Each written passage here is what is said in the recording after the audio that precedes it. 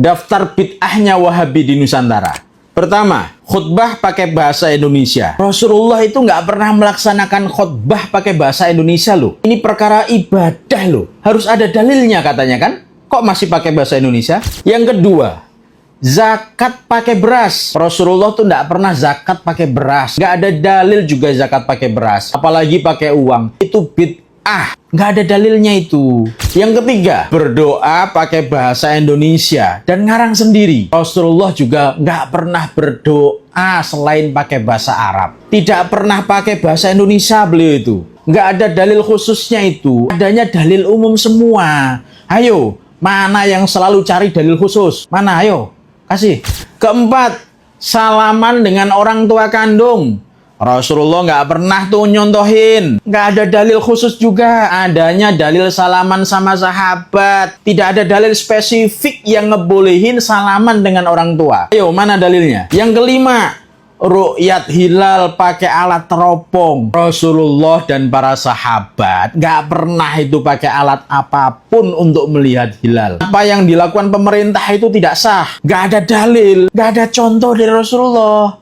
Ya, masa ikut pemerintah? Nggak ada dalil kan? Yang keenam, transaksi di supermarket Indomaret, Alfamart.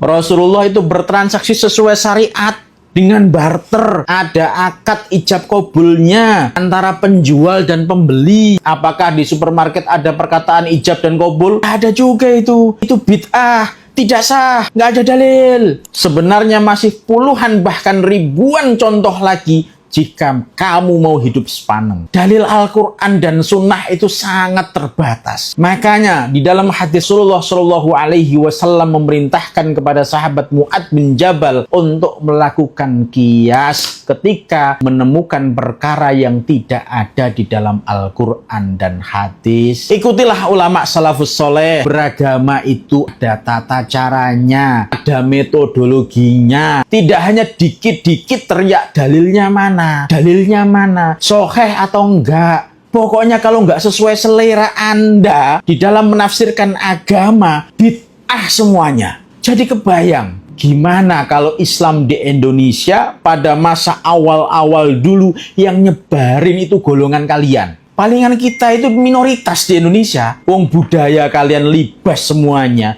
Gak ada dalil, gak sesuai Nabi. Budaya itu bid'ah semuanya. Oke ya, ini video lucu-lucuan aja ya. Biar gak sepaneng. Cepet tua nanti. Kaifa haluk ya ahi? Afala ta'khilun?